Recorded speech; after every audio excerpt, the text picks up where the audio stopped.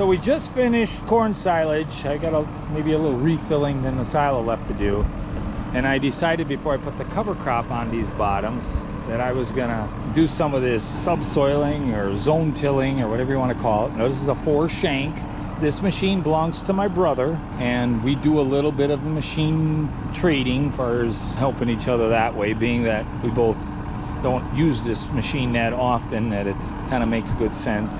This is a 4 shank Brillion called a Zone Commander. He's owned this for, yeah, it could be 10 years already. I think 2 years ago I tried to do some filming, and it was kind of greasy. It was November. It was, the conditions weren't right, and then it snowed a little bit, and we just kind of had to we didn't get it done. But today the conditions are excellent. We have this 14-acre field that we chopped off, and you probably, by the time this video comes out, you would have seen all that action, building our piles of corn silage. And then we have 8-acre fields here that I'm going to do just the headland rows and kind of where we're turning around a lot and stuff.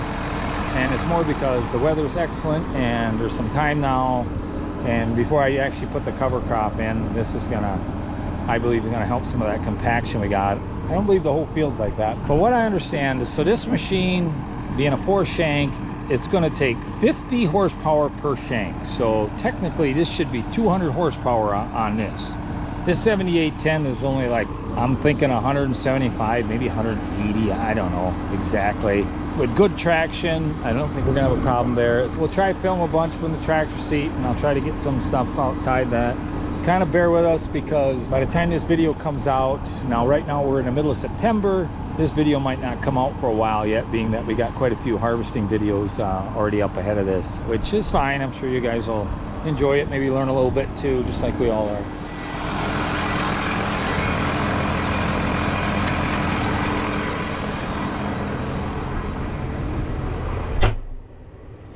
The idea is with this thing, it's kind of like fracturing the soil. It doesn't really move the soil. There's some cranks there you can adjust your depth with that. Kind of lifts the soil a little bit. Now, I've seen them in the past where they were like V-shaped. I had a 5 shank I rented from a neighbor once. His was V-shaped, and they kind of claim that's not really true fracturing the soil. This being that they're all lined up together, the soil can't just go around the shank. It actually has to lift a little bit, being that all 4 of them are in the ground lined up with each other. So kind of a little bit of a theory there. This thing is really built heavy. I mean, there's no doubt. We're going to get in the B range, and of course, more horsepower the faster you can go, but we're only going to be able to go so fast, considering that this thing is going to pull really hard.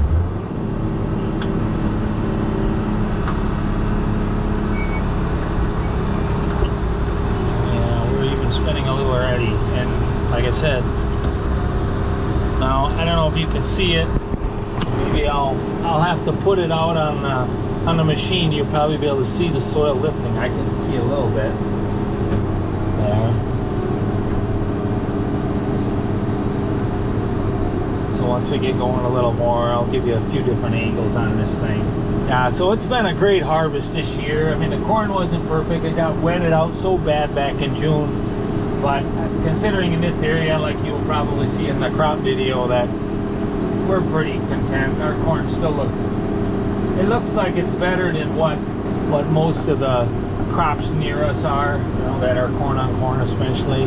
We had some pretty good hay, excellent pastures, and we got to be thankful for what we got. You know, you don't get the corn, you usually end up with the hay and the pastures. So it's always one way or the other. And usually on a dry year around us here, in this area where we have the heavy soils, we end up with excellent corn, and maybe our pastures and our hay fields suffer a little bit. Yeah, so far it's going really good here.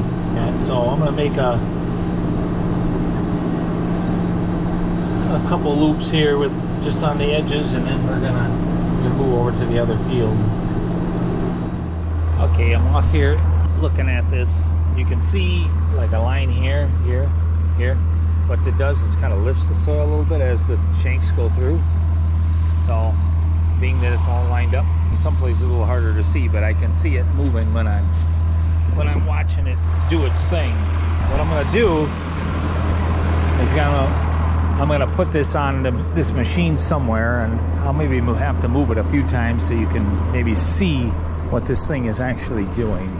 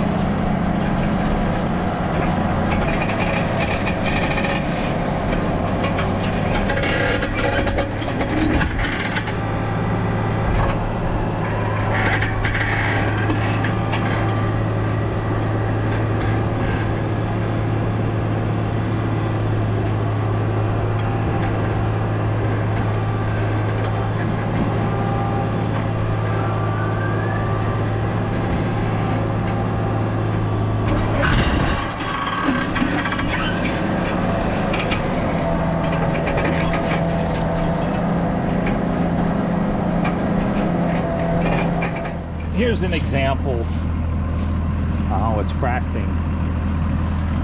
This is on our headland rows where I'm now, on this field where we've done all our turning around. But you can see that crack. I can see it lifted up maybe 3-4 inches. And then you got those coulters up front there that would cut some of the trash, the grass and stuff, so that it doesn't start dragging back here.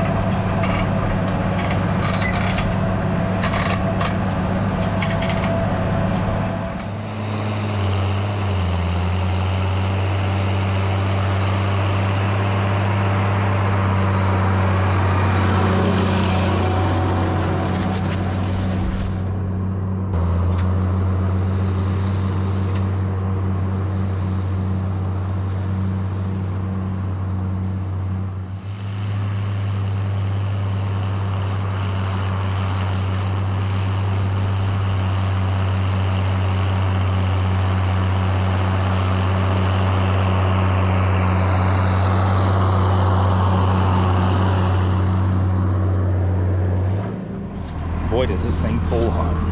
I'll let you guys hear where you can see the tires really tearing there.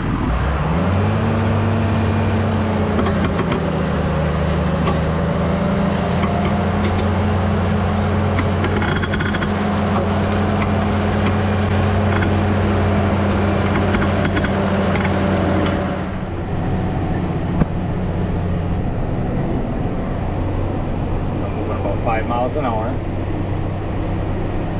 I can tell from the headland rows where we turn around all the time versus the inner rows. I'm starting to get into the inner rows. It's not pulling nearly as hard. It's pretty dry out here for what spring and summer we had. It's starting to get kind of dry. We could use a little bit of rain now to kind of keep the pastures and stuff going. But good traction, almost a little bit dusty. But what I want to do is I'm going to cross over where I already went. You just listen to the motor. I don't know if you can hear that. See here on the headland rows, she's really pulling hard here. You can tell she's pulling harder now that we're getting to those. Now here we crossing over. I could hear the motor, you know, relax a little bit when it got into those headland rows. Let me go up to the end here and start in and be going a little bit more downhill. Once she's really packed on this end, but this is where we switch all our wagons out and stuff. The machine is heavy, you know, when it's off the ground. I think we got 12 weights on the front of this tractor, and it's picking the front up. You don't really turn as you're trying to lift it or anything like that. You pretty much just got to go straight ahead. Yeah, so she's really packed here. So what I've been doing, just to have enough horsepower, is I try to run one of the shanks down the same furrow as the last pass. So really I'm only running 3 shanks through where I haven't gone before. Seems to help a little bit. That way I can keep a little more speed up, and I think it helps keeping a reasonable amount of speed. And we're moving a little over 5 miles an hour according to this, but it makes a difference. But it's using an awful lot of fuel and, you know, tear on this tractor to get this to work. So right here on this corner of this field, it seemed like the worst spot. So I'm going over some of it a different direction even.